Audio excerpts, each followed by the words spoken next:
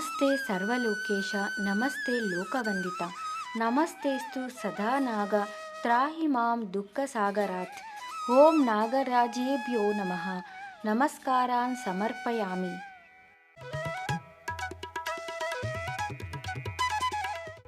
ಹಿಂದೂಗಳ ಪ್ರಮುಖ ಹಬ್ಬಗಳಲ್ಲಿ ನಾಗರ ಪಂಚಮಿ ಸಹ ಪ್ರಮುಖವಾದದ್ದು. ಶ್ರಾವಣ ಮಾಸದಲ್ಲಿ ಮೊದಲ ಬರುವ ಹಬ್ಬವೇ ನಾಗರ ಪಂಚಮಿ. ಗರುಡ ಪುರಾಣ ಪ್ರಕಾರ ನಾಗರ ಪಂಚಮಿ ದಿನದಂದು ನಾಗಾರಾಧನೆ ಮಾಡುವವರಿಗೆ ಶುಭವಾಗುತ್ತದೆ.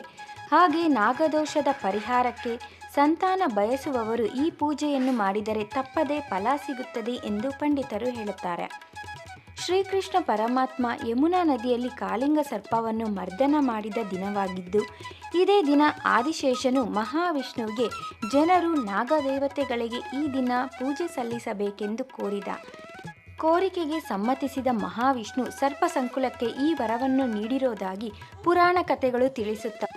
ಇಂತಹ ವಿಶೇಷವಾದ ನಾಗರ ಪಂಚಮಿ ದಿನ ಏನೆಲ್ಲ ಮಾಡಬೇಕು, ಏನೆಲ್ಲ ಮಾಡಲೇಬಾರದು, ಯಾವ ರೀತಿ ನಾಗಾರಾಧನೆ ಮಾಡಬೇಕು ಅನ್ನೋ ಮಾಹಿತಿ ಈ ವಿಡಿಯೋದಲ್ಲಿದೆ.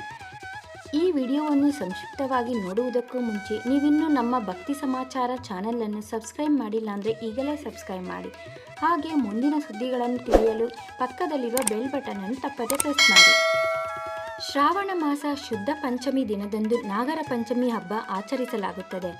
ಈ ದಿನ ಮುಂಜಾನೆಯೇ ಎದ್ದು ಸ್ನಾನ ಮಾಡಿ ರಂಗೋಲಿ, ಹಸಿರು ತೋರಣಗಳಿಂದ ಅಲಂಕರಿಸಿ ಪೂಜಾ ಮಂದಿರದಲ್ಲಿ ನಿತ್ಯ ಪೂಜೆಗಳನ್ನು ಮಾಡಿಕೊಳ್ಳಬೇಕು.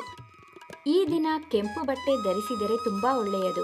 ಮನೆಯಲ್ಲಿ ದೀಪಾರಾಧನೆ ನಂತರ ಹುತ್ತ ಹಾಗೂ ನಾಗರ ಕಲ್ಲುಗಳಿರುವ ಅಶ್ವತ್ಥಕಟ್ಟೆಗೆ ಹೋಗಬೇಕು. ಪೂಜೆಗೆ ಅರಿಶಿನ, ಕುಂಕುಮ, ಗಂಧ, ಅಕ್ಷತೆ, ಹೂಗಳಲ್ಲಿ ಜಾಜಿ, ಸಂಪಿಗೆ, ಮಂದಾರ ಹೂಗಳನ್ನು ಅರ್ಪಿಸಿದರೆ ತುಂಬ ಶ್ರೇಷ್ಠ. ಹಾಗೆ ಹಸಿ ಹಾಲು, ಅಕ್ಕಿ ಹಿಟ್ಟಿನ ಸಿಹಿ, ಬಿಳಿ ಎಳ್ಳಿನ ಸಿಹಿ, ಕರಿ ಎಳ್ಳು, ನೆನೆಸಿದ ಅಕ್ಕಿ ಜೊತೆಗೆ ಬೆಲ್ಲ, ನೆನೆಸಿದ ಹೆಸರು ಬೇಳೆಯನ್ನು ದೇವರಿಗೆ ನೈವೇದ್ಯವಾಗಿ ಇಡಬೇಕು. ನಾಗರ ಪಂಚಮಿ ದಿನದಂದು ಯಾವುದೇ ಕಾರಣಕ್ಕೂ ಹುರಿದು ಯಾವುದೇ ನೈವೇದ್ಯವನ್ನು ಮಾಡಬಾರದು. ಎಲ್ಲವೂ ಹಸಿಯಾಗಿಯೇ ನೈವೇದ್ಯ ತಯಾರಿಸಿಕೊಳ್ಳಬೇಕು. ಹಣ್ಣುಗಳು, 2 ಮಣ್ಣಿನ ದೀಪ, ದೀಪಕ್ಕೆ ತುಪ್ಪ ಹಾಗೂ 7 ಎಲೆಯ ಬತ್ತಿ ತೆಗೆದುಕೊಳ್ಳಬೇಕು. ಈ ದಿನ 7 ಎಲೆಯ ಬತ್ತಿ ಹಚ್ಚಿದರೆ ತುಂಬ ಒಳ್ಳೆಯದು. ಬೆಳಗ್ಗೆ 10 ಗಂಟೆಯೊಳಗೆ ನಾಗದೇವತೆಗಳನ್ನು ಆರಾಧಿಸಿದರೆ ಉತ್ತಮ. ಪೂಜೆ ವೇಳೆ ಓಂ ನಾಗರಾಜಾಯ ನಮಃ ಎಂಬ ಮಂತ್ರವನ್ನು ಪಠಿಸುತ್ತಾ ಶ್ರದ್ಧೆ ಭಕ್ತಿಯಿಂದ ನೈವೇದ್ಯವನ್ನು ಸಮರ್ಪಿಸಿ ಪೂಜೆ ಸಲ್ಲಿಸಬೇಕು. ನಾಗರ ಪಂಚಮಿ ದಿನ ಪಂಚಾಮೃತ ಅಭಿಷೇಕ ಮಾಡಿದರೆ ಸಕಲ ಭೋಗಭಾಗ್ಯ ನಿಮ್ಮದಾಗುತ್ತದೆ. ನಾಗ ಪ್ರತಿಮೆಗಳಿಗಷ್ಟೇ ಅಲ್ಲ, ಹುತ್ತಕ್ಕೂ ಪೂಜೆ ಮಾಡಬೇಕು. ಹುತ್ತಕ್ಕೆ ಹಾಲೆರೆಯುವುದರಿಂದ ಮನೆಯಲ್ಲಿರುವವರ ಆರೋಗ್ಯ ವೃದ್ಧಿಸುತ್ತದೆ. ಹಾಗೆ ಸಂತಾನ ಪ್ರಾಪ್ತಿ ಭಾಗ್ಯವೂ ಲಭಿಸುತ್ತದೆ ಎಂದು ಪಂಡಿತರು ಹೇಳುತ್ತಾರೆ.